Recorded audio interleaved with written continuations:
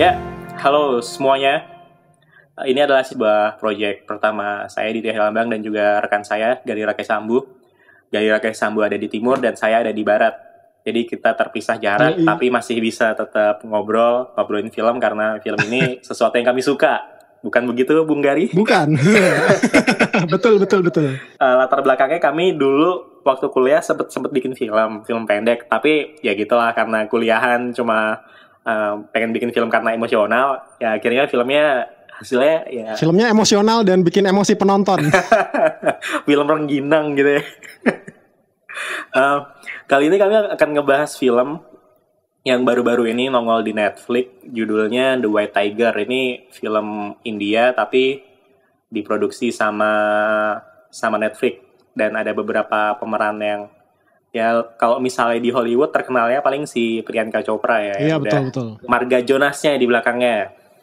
Film ini tuh nyeritain tentang seseorang namanya Balram. Dia dari kasta rendah, terus dia berjuang buat ke atas, buat mencapai kesuksesan, intinya kayak gitu aja. Iya. Dimulai waktu sebenarnya ini sudut pandang dari orang pertama ya. Betul, orang pertama dan orang pertama terbatas. Terbatas itu gimana tuh menurut lo? Orang pertama terbatas tuh apa tuh? Ya dari si Balram aja, dan Balram itu nggak ngerti nasib. Kayak contohnya di bagian akhirnya kan dia juga nggak ngerti nasib keluarganya gimana kan. Dia cuma baca koran, duduk di restoran itu, dia baca koran ada berita tentang keluarga yang dibantai gitu, 17 anggota keluarga yang dibantai. Ya kita cuma bisa menebak-nebak aja bahwa keluarganya si Balram ini ya kemungkinan juga nasibnya ya nggak jauh seperti itu gitu. Di luar pembantaian tadi, si Balram ini tinggal di kampung yang mana kampung itu tuh kayak punya tuan tanah gitu. Betul. Nah si Balram buat ngubah nasibnya akhirnya dia kerja ke tuan tanah itu jadi supir dari anak bungsunya yang namanya si Ashok. Ashok, betul. Nah Balram ini punya tipikal seorang supir, seorang pelayan yang dia setia banget kan sama majikannya. Kesetiaannya itu mungkin ya kalau dibilang aneh karena dia diomelin gimana aja tetap aja nurut gitu kan. Terus tetap aja ngebaik-baikin gitu. Apa yang dia pendem akhirnya keluar juga. Terus dia akhirnya menghabisi si majikannya sendiri. Itu juga dipicu dari satu hal, ketika dia disalahin, dia dicepuin sama sama keluarga majikannya karena istri dari majikannya itu nabrak orang gitu di pinggir jalan. Dan tanggung jawabnya dibebankan ke dia gitu kan, ke si Balram ini. Iya, tanggung jawabnya dibebanin ke si Balram itu. Sebenarnya kalau misalnya lu lihat dari keseluruhan ceritanya ini, yang menarik buat lo apa sih, Gar? Yang menarik menurut gua adalah temanya. Temanya tuh sangat beragam banget di sini tuh, Lip. Jadi yang paling kuat di sini kayaknya soal kasta ya kan. Terus ada juga tema tentang tentang korupsi, tentang politik, tentang agama. Agama juga kuat banget, kental sekali. Jadi temanya tuh kayak beragam. Kayak kita lagi ngobrol sama seseorang dan dia tuh cerita panjang lebar kemana-mana, tapi menarik untuk diikutin gitu. Bukan berarti terus jadi bingung arahnya kemana, enggak. Kita tahu arahnya kemana. Cuma dia tuh kayak luas sekali gitu cakupannya gitu, Lip. Ya kan, ada. Coba kita bedah satu-satu aja lah. Kalau misalnya dari tema soal kasta gitu. Iya. Nah, kasta ini si Balram ini kan kastanya adalah Halwai. Halwai itu udah salah satu kasta paling rendah di India gitu kan, Lip. Pembuat makanan manis itu ya di belakangnya. Pembuat makanan manis, betul. Itu yang bikin dia juga sangat penurut karena dia tahu diri, dia tahu menggunakan analogi ayam yang berada di dalam kandang itu juga, Lip. Jadi dia merasa dirinya adalah ayam yang berada di dalam kandang, yang dia tahu nggak lama lagi dia bakal dipotong gitu, tapi dia juga nggak bisa berontak. Analogi itu tuh terus dipakai berulang-ulang di film ini gitu. Tapi terus si Balram juga punya kepercayaan sendiri bahwa di dunia ini cuma ada dua kasta, yaitu satu kasta pria berperut besar atau kaya, dan dua pria berperut kecil miskin. Nah itu tuh yang membentuk pola pikir dia juga gitu. Nah, kalau kita flashback gitu ke masa kecilnya si Balram waktu SD, dia kan waktu di sekolah dibilangin you are the white tiger gitu. Kamu adalah hewan yang satu dari dari satu generasi cuma muncul satu kali gitu. Iya betul. Nah itu juga yang membentuk mindsetnya dia bahwa dia itu berbeda dengan lingkungannya. Dia tuh nggak bisa menjalani takdir sebagaimana ayam yang di dalam kandangnya itu tadi gitu. Jadi walaupun dia kastanya rendah, tapi dia tetap pengen mengubah nasib sih. Intinya kayak gitu sih. Terus itu juga digambarkan sama si tahu nggak Lip, ingat nggak tokoh si sang sosialis besar kalau nggak salah. Oh, ibu sosialis. Yeah. Itu menurut gua salah satu yang ngubah pandangannya si Balram sih. Iya, karena dia kan juga kastanya rendah. Diceritain kan dia awalnya juga kastanya rendah, tapi dia berhasil jadi menteri dan punya kedudukan yang tinggi. Gitu sih. Itu kalau dari segi kasta gitu. Udah gitu diceritain juga udah si ibu sosialis ini udah naik, yang nyogok dia yang dari kasta tinggi. Iya betul juga ya. Bener juga. Soalnya kalau ngomongin dari kasta ini tuh yang lucu juga si neneknya sih menurut gua. Iya. Neneknya licik banget ya. Iya, dia kayak ngatur banget keluarganya dia, bisa kayak gitu. Tapi gue nggak tahu ya, gue agak kurang wawasan soal keluarga di India. Tapi kayaknya emang di sana mungkin ya Lip, memang yang memimpin itu ya dari si perempuan gitu, terutama dari perempuan yang paling tua, neneknya gitu. Mungkin gue nggak tahu juga ya. Iya mungkin juga ya. Bahkan si bapaknya si Balram pun kayak nggak bisa ngelawan apa-apa. Betul, sampai akhirnya dia meninggal karena tuberkulosis kan. Iya betul. Kakaknya Balram juga dinikahkan juga secara paksa gitu dalam tanda petik ya nggak tahu paksa beneran apa gimana, tapi kakaknya juga nggak bisa apa-apa juga, dan si Balram kan juga mau dijodohin juga tapi dia menolak gitu. Dia punya sisi berontak gitu ya. Betul. The White Tiger. Iya, White Tiger namanya juga. Kalau dari sisi agama nih Gar, gimana Gar? Nah ini menarik banget Lip. Gue baru tahu ya kalau di India itu ini nggak tahu cerminan benar-benar faktanya di sana seperti ini atau emang dilebain sama penulis skenarionya. Nah dari segi agama ini menariknya ada statement dari si Balram. Di sana tuh sikap mendua itu selalu menguntungkan gitu. Jadi kayak kita menganut dua agama itu lebih menguntungkan daripada kita cuma menganut satu agama. Iya kan? Contohnya tuh kayak si supir yang kerja di supir utama ya kan. Dia aslinya apa? Muslim kan? Iya. Ya dia aslinya Muslim tapi keluarga si tuan tanah ini kan dia nggak pengen punya pelayan yang beragama Islam gitu. Makanya dia sehari-hari dia berpura-pura beragama Hindu.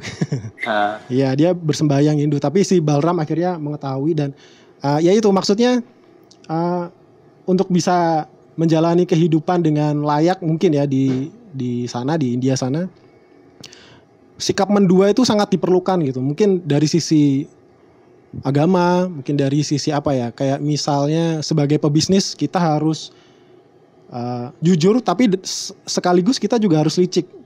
Sebagai politisi kita harus terlihat jujur tapi juga kita harus korup juga untuk bisa jalan. Kalau nggak ada cuan, nggak dapat duit. Iya, tapi kalau ngomongin sifat-sifat licik ini, gue jadi teringat sama neneknya Balram. Kan lu bilang tadi neneknya Balram itu licik kan ya? Iya, licik setengah mampus. Iya. Mungkin itu bakal turun ke Balram karena kelicikannya nurun ke Balram kayak dia sengaja gimana caranya gue nyingkirin si supir pertama. Akhirnya dia ngikutin si supir pertama pas lagi bulan Ramadan. Dia tahu dia sholat, dia laporin lah ke majikannya tuh. Iya, itu di satu sisi mungkin kayak gitu ya Lip ya.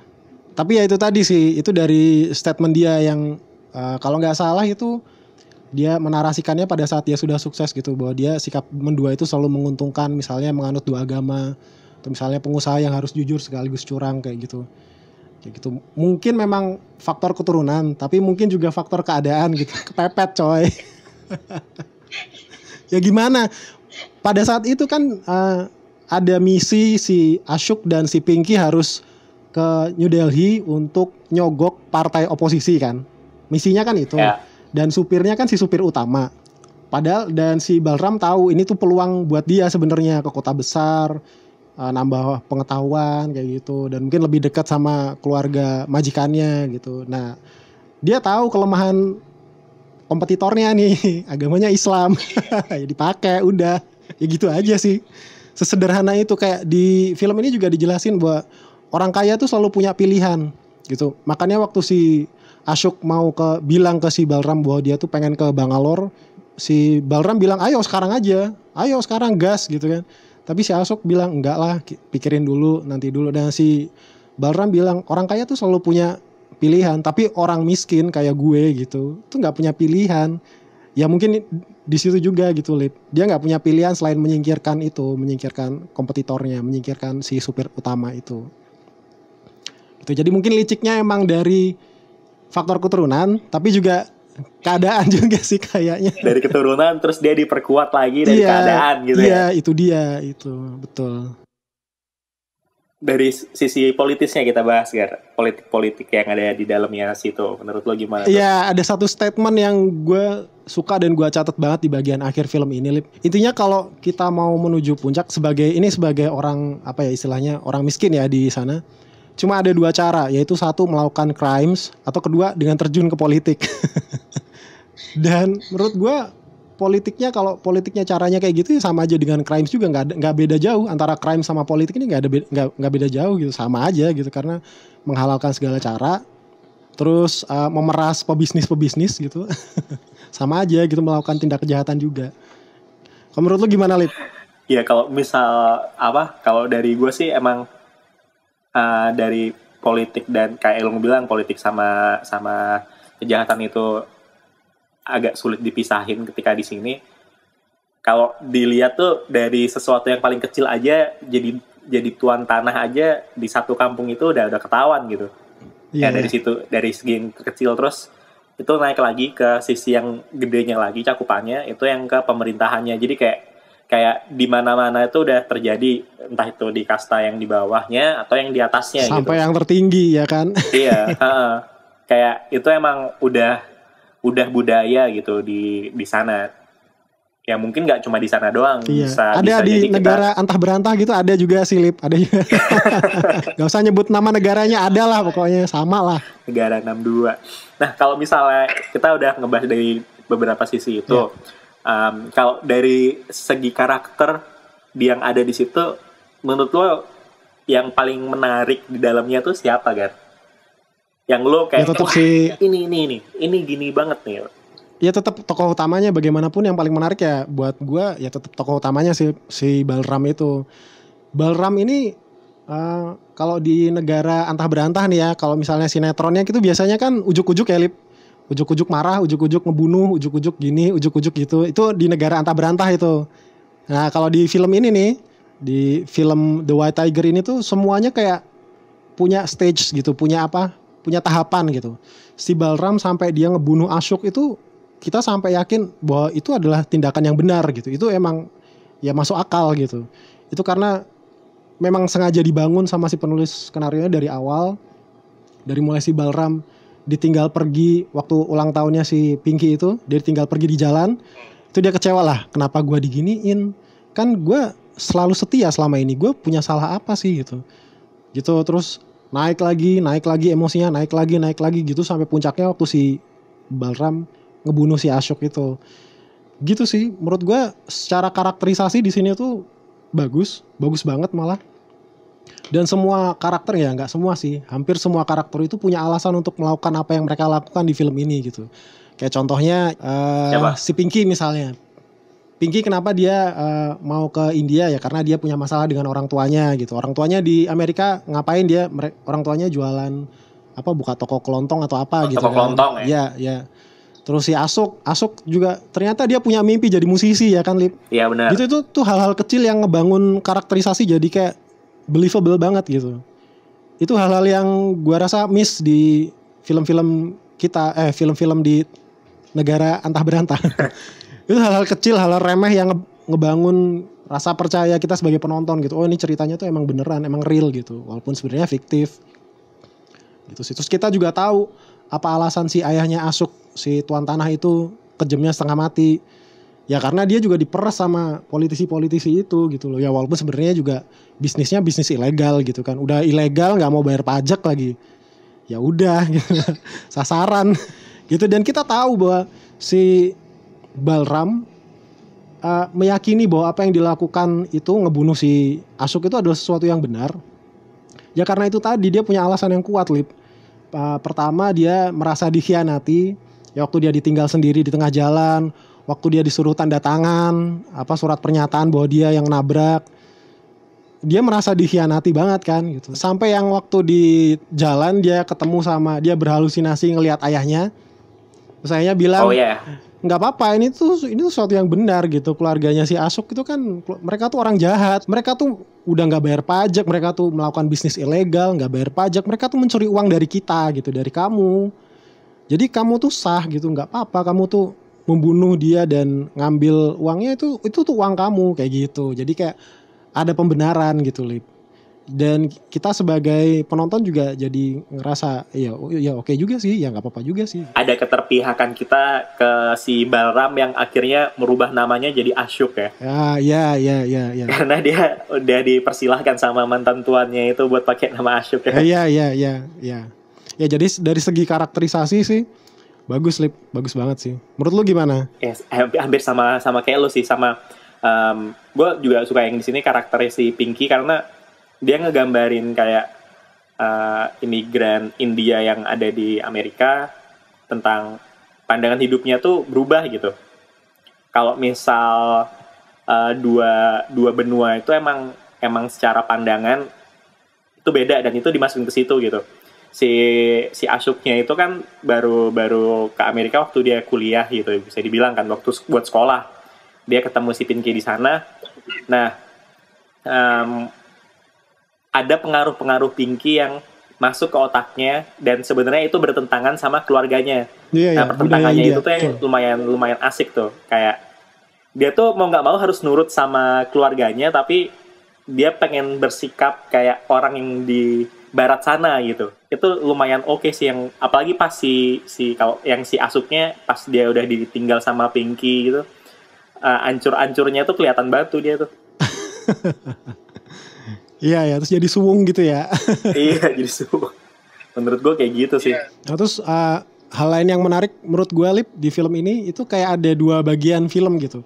Bagian awal itu kita lihat Balram itu selalu tersenyum, optimis gitu kan. Terus semenjak kejadian di tabrakan semenjak itu terus dia ditinggal tanda tangan ya.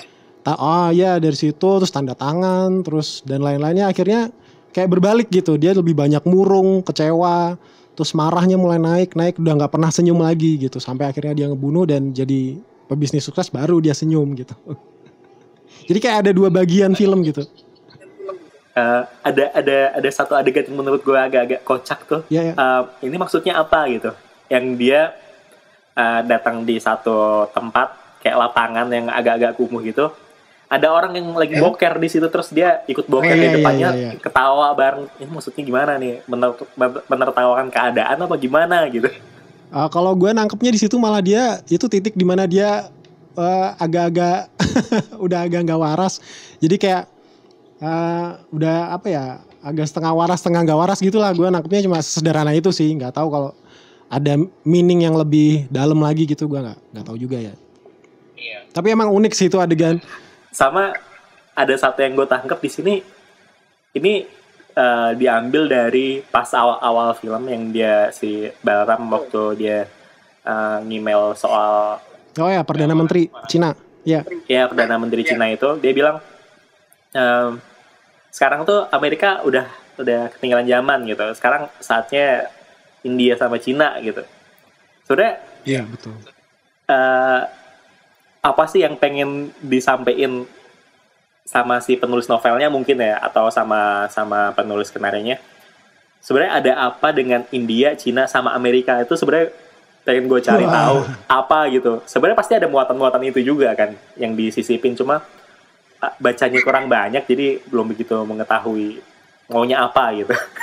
Gue juga nggak ngikutin politik internasional sih, Lip, jadi gue nggak sampai sana sih. Oke. Intinya gimana menurut lo secara keseluruhan soal film The White Tiger ini? Oke.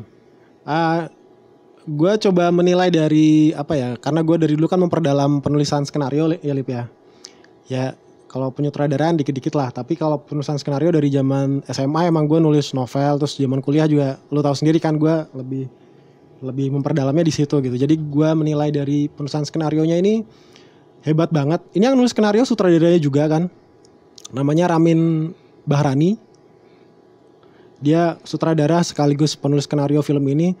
Dari segi penulisan skenarionya oke banget. Walaupun openingnya itu agak-agak klise menurut gue, hal yang sering dipakai sama Hollywood. Jadi lu ambil bagian paling menarik di bagian tengah, lu taruh di bagian depan, terus cut sebelum adegannya selesai, terus flashback, biasanya gitu. Tapi di film ini nggak flashback, ini maju ke depan, ke si Balram udah sukses. Nah, habis itu baru flashback. Gitu itu teknik yang bikin penonton langsung nangkep, langsung tertarik sama filmnya gitu. Itu salah satu teknik yang gue pelajarin. Terus teknik lain yang sering dipakai di film ini adalah teknik foreshadowing. Lu tahu nggak, Lip, foreshadow? Gimana tuh? FORESHADOW, foreshadow itu salah satu teknik. For kayak foreground gitu kan? Foreshadow.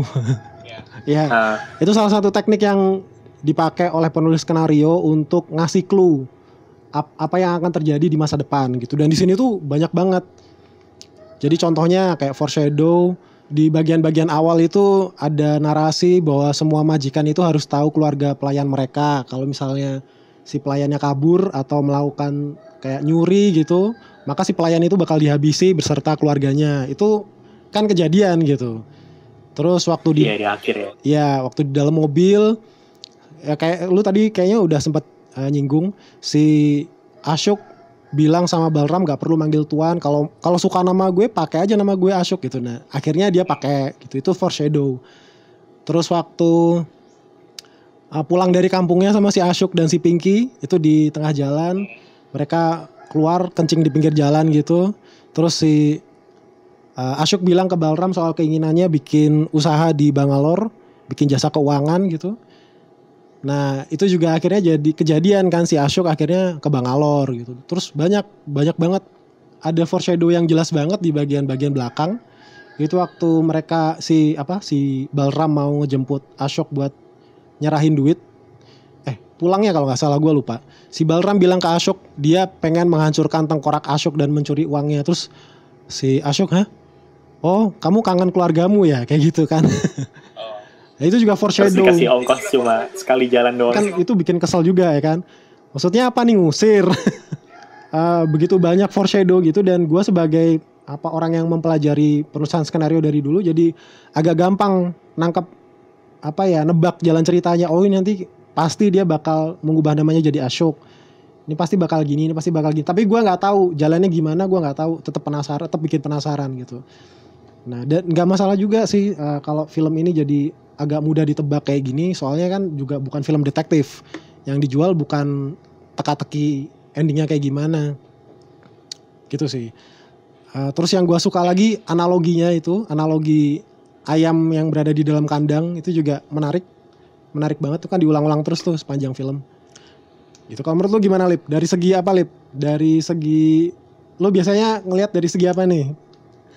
Warna. Dari segi apa? Warna, musik. Lu kan detail banget tuh kalau warna. Enggak sih, kalau misal dari musik juga gue agak kaget waktu dia masukin lagu apa ya judul lagunya? Oh yang nge-rap ya? Iya, terus lagunya ini juga kalau nggak salah lagunya Gorillaz apa ya? Oh iya, Gorillaz betul. Agak gue kentot ke situ juga. Sisanya sih menurut gue gini, ini termasuk film Netflix yang penting setelah tahun lalu kita nonton Parasite. Kalau sebelumnya juga ada Slumdog, terus Parasite yang bisa ngomong di kancah internasional, mungkin bisa jadi soal kemiskinan juga ya. Iya, kemungkinan juga bisa. Menurut gue ya, di awal tahun ini film yang mungkin bisa dapat penghargaan itu juga gitu. Itu aja sih kalau dari gue. Kalau menurut lu gimana tuh? Iya, gue setuju. Ini film bagus. Film bagus dan mengangkat pesan yang sangat bagus, temanya beragam. Kita jadi tahu keadaan di India kayak gimana, kotor-kotornya gimana. Ya sama-sama dikit lah sama sini ya. biar kata sama kayaknya lebih negara kotor antah berantah tanah Lip. Dari segi sinematografinya juga bagus, gue enjoy banget. Apa cara ngerajut gambarnya asik banget. Gue paling suka tuh waktu si Balram habis tanda tangan surat pernyataan itu, terus dia keluar dari ruangan itu, dia mau ke lift nggak jadi, balik lagi. Habis itu dia akhirnya turun. Nah begitu di bawah kan dia kecewa banget tuh, marah banget. Nah itu digambarkan dengan shot dari atas ke bawah gitu, jadi apa, high angle ya. High angle kayak High angle, tertindas gitu ya. iya, jadi dia kayak tertekan, kayak berada di titik terendah hidupnya, dan dia ditaruh kecil banget gitu di layar. Jadi dia kayak merasa kecil, merasa tertekan, merasa berada di titik paling rendah hidupnya. Terus habis itu dikombinasikan dengan shot-shot wide angle gitu, close up, wide angle, handheld gitu, jadi shake gitu. Dan itu dapat banget emosinya, kita bisa ngerasain emosinya si Balram banget, bahwa dia tertekan, bahwa dia goyang gitu dapat banget sih. Jadi secara sinematografi oke. Gue nggak awalnya gue agak kurang nyaman gitu dengan pemakaian lensa wide yang banyak banget gitu kan, distorsi banget Lip, close up wide. Tapi nangkep sih akhirnya, oh tujuannya itu ya sih. Iya, close up wide. Iya. Sama lu nyadar nggak di sini kan banyak banget adegan yang tokohnya tuh ngomong langsung ke kamera. Iya. Si Balram ngomong langsung ke kamera, si neneknya tuh waktu nulis surat dia narasikan ngomong ke kamera gitu. Banyak adegan yang seperti itu. Itu bikin gua bingung juga nih. Maksudnya gimana sih ini si Balram ini sedang bercerita ke Perdana Menteri Cina atau bercerita ke kita gitu. Terus ini tuh sebenarnya genrenya drama atau dokumentari. Dokumentari. Kayak Malam Minggu Miko, iya kan? Malam Minggu Miko kan gitu. Bener. Ngomong ke kamera gitu. Menurut lu gimana tuh? Ya, gue gak bisa ngasih komentar lebih jauh tuh kalau soal kamera-kameraan. Tapi menurut gue emang sejauh ini nggak yang bikin mata nggak nyaman. Sejauh ini nyaman-nyaman aja sih kalau misalnya nonton itu. Kalau dari kamera-kameranya, dari segi pengambilan gambarnya, warnanya pun juga menurut gue masih enak gitu, masih enak dilihat gitu. Nggak yang kalau misalnya kita di tempat yang gelap kayak pas di kamarnya Balram yang di bawahnya apartemennya si Ashok, itu bukan tipikal yang kalau misalnya kita nonton filmnya Zack Snyder tuh kayak ini gelap kok kayak gelap beneran gitu. Nah ini tuh enggak gitu, masih kelihatan orang-orangnya gitu. Terus suasana gloomy di area supir-supirnya itu juga dari segi lighting juga kelihatan kalau itu tempat yang kita sebagai orang kalau mau jalan ke situ kayak males gitu. Kayak kita jalan ke sana harus sering-sering pegang-pegang dompet. Oh ini bakal kemalingan kayak dompet gue loh kayak gitu. Kesan menakutkannya dapat banget ya. Iya. Iya itu juga salah satu poin menarik juga. Jadi banyak hal yang dikontraskan banget gitu loh di film ini. Contohnya kayak itu di basement, terus kamarnya si Ashok dan Pinky yang sebegitu mewahnya gitu kan, kontras banget ya. Iya. Terus apalagi ya, gue nyatet beberapa sih. Kayak contohnya waktu ada adegan waktu Balram masih SD, dia lagi belajar tentang anatomi buaya gitu kan. Terus abis itu shot berikutnya langsung posternya si sang sosialis besar. Terus di mobil waktu pas keadaan mabuk, si Pinky itu ngasih uang ke si gadis kecil, tapi abis itu dia nabrak gadis kecil. Terus di mobil itu juga pas adegan yang sama, si Pinky menghukum Balram karena dia berbicara kasar sama anak kecil kan. Tapi abis itu malah dia ngebunuh anak kecil gitu. Nah terus yang menarik yang pas mereka bertiga naik mobil ngelewatin patungnya Mahatma Gandhi, itu kan tokoh suci ya di India. Tapi abis itu mereka malah melakukan tindakan yang sangat hina gitu, yaitu tabrak lari. Jadi banyak hal yang dikontraskan gitu. Iya, kontras banget. Menarik banget sih. Ya, hampir sama kayak waktu si Pinky ngasih uang ke anak kecil itu. Ya. Pengemis yang itu. Ya. Si Ashoknya kan bilang so sweet gitu kan. Iya. Terus ketika si Balram ngasih, lu ngapain ngasih gitu-gitu. Betul. Itu juga, iya. Cuma contoh-contoh yang gue sebutin ini tadi adalah contoh-contoh kontrasnya yang deket gitu. Yang abis ini langsung ini, abis ini langsung ini. Kalau itu kan agak jauh ya letaknya. Agak jauh. Iya. Terakhir nih, pesan atau apa ya? Ya, yang lu tangkep dari film ini apa, Lip? Yang penting dari film ini? yang penting dari film ini menurut gue, yang pertama kalau dari segi Balaramnya, ya emang kita sebagai orang kalau pengen mencapai apa yang kita inginkan ya kerja keras, terus merhatiin detail ya. Detail itu dalam artian kayak ya ini dari segi liciknya, misalnya lo mau ngelihat paling gampang ini deh, kita mau pitching project ke klien, otomatis kan kita ngeliat kompetitor kita gimana gitu, kita detail di situnya, kemungkinan menangnya bakal lebih gede gitu. Licik juga gue ya. cari tahu kelemahan kompetitor ya. Wah licik lu. Ya itu satu pesan yang ya menarik juga itu. Ya benar juga sih, benar. Ya kalau kita mau menang gimana pun kita harus tahu medan perangnya seperti apa dan seperti apa musuh kita ya kan. Kelemahannya dia apa ya kita harus tahu dulu. Betul Lip. Nah kalau gue nangkep kayak dari gue itu nangkep dari film ini adalah setiap orang itu punya versi kebenarannya masing-masing gitu. Dunia ini tuh bukan dunia yang hitam putih. Ada banyak area abu-abu. Jadi setiap orang itu pasti punya alasan untuk melakukan sesuatu. Kayak contoh si Balram, dia ngebunuh si Ashok, nyuri uangnya. Itu alasannya kuat.